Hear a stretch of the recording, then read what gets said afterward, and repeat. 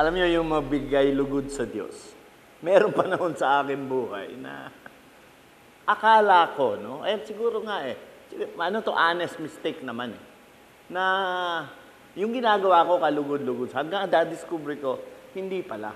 Tapos hindi lang isa, marami-rami din. Naisip ko kaya na ngayon, ibahagi sa inyo. Kasi makatulong, maaari ang ilan sa inyo, nararanasan ito, ano? Pero tingnan ninyo na kasi, minsan kasi, sabi mo, maunawaan naman ng Lord, damdamin ko naman, open naman ako Hindi naman ako, ang mahalaga, honest ako. Pero yun nga meron palang bagay na kapag nasa iyo yun, hindi natutuwa ang Diyos. Kahit na ano pang sinseridad ang ipilit mo dyan, hindi pa rin natutuwa ang Diyos. Isa-isahin natin, no? Una kong naranasan, nung may mga panahon, ako'y nagtitiwala sa kakayahan, sa galing, sa husay, mag-review ka lang na maayos, basahin mo yung leksyon, maipapangaral mo na maayos ito Hanggang na-realize ko na kailangan pala ng pananampalataya. Na ang ibig sabihin, kapag tinanggal mo ito, doon sa ginagawa mo, kahit anong galing mo, kahit anong husay mo, hindi ang Diyos malulugod sa iyo. Sabi ng Biblia, no? Kung walang pananampalataya, hindi ka kalulugdan ng Diyos. So, ibig sabihin, kahit magaling ka, kahit handa ka, may eksperyensya ka, kahit nga mabait ka pa, pero pag talaga sa iyong puso, hindi ka nananampalataya, at hindi ka nananalig na Diyos ang may gawa, at Diyos ang kumikilos, lahat ng ito ay hindi ka lugod-lugod sa Diyos. Napaka-importante na kapag daw ikaw ay lalapit sa Diyos, o tayo, no? Lalapit tayo sa Diyos. Napakahalaga na naniniwala tayo sa Kanya. Meron nga ako nabasa, sabi, Lord, naniniwala ako, pero tulungan mo ako sa aking hindi paniniwala. Posible pala yun. Yun na binanggit sa isang karanasan ng isang tao sa kasulatan. Kaya tandaan natin, isa na magiging dahilan para ang Diyos di malugod sa atin. Kapag hindi tayo talaga nananampalataya at nananalig sa Kanya. Now, idagdag pa natin dito.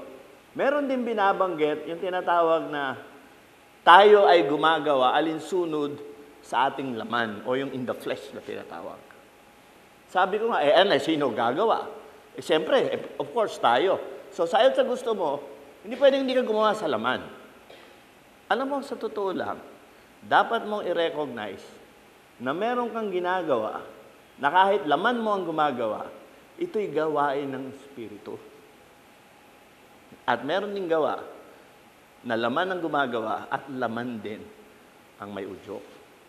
Sabi po, at ang isang naging maliwanag sa akin, malulugod lang ang Diyos sa ginagawa mo kung ito ay udyok ng Banal na Espiritu. Sabi nga ng Banal na Kasulatan, not by might, nor by power, but by my Spirit, saith the Lord.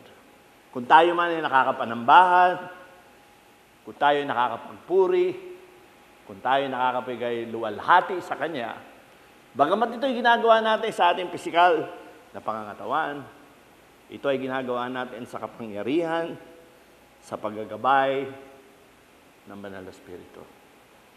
Kaya kapag pinuno mo ang buhay mo, na ang ginagawa mo ay udyok lamang ng iyong laman, ang Diyos ay hindi malulugod. Meron din pagkakataon na ganito.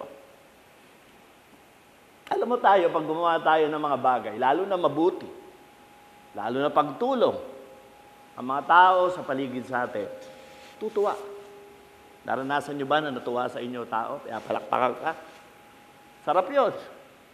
At ako, hindi ko sasabihin wala akong hilig doon. Sarap nga Minsan nga, inaagaw mo yung iba, pati palakpak kay Lord, inaagaw mo na. Pero napakagandang ikaw binibigyan ng papuri, pasasalamat. Pero ito ang tanong. Masama ba ito? Alam mo sa akin, yung ikaw ay kilalanin at yun ikaw ay pasalamatan, hindi masama yun. Pero kung ang magiging pangunahing layon mo sa iyong buhay, ayun ay kilalanin ka at ikaw ay pasalamatan, doon nagiging masama. Bakit? Sabi nga, dahil ang umiiral sa iyo, gusto mong bigyan ng kaluguran, ang tao lang. May sinabi nga sa Biblia na, kung gusto ko lang bigyan ng kaluguran ng tao, hindi na ako naging alipin ng ating Panginoong Hesus. So therefore, hindi tayo nilagay ng Diyos. Tandaan natin ito. No? Ang masiyahan ng mga tao sa ginagawa mo, hindi masama. Pero ang magiging objective mo sa buhay ay pasayahin ang mga tao lamang. Doon nagiging mali. At tandaan ninyo, kapag yan ang nasa puso mo, sa tuwing ikay gagawa ng mabuti, gagawa ka ng mga bagay na masasabi natin kapakipakinabang, ang hahangarin mo ay ang palakpak at approval ng tao. Ang Diyos ay hindi nalulugod. At bilang panghuli, meron din pagkakataon na we perform religious duties. We do religious externals. Yung mga pangako natin, yung mga sinasabi, mga promises natin. Again, hindi rin nga masama ito kung ito'y gagawin natin sa loob ng ating pagkilala na talagang ito'y ginagawa natin para sa Lord.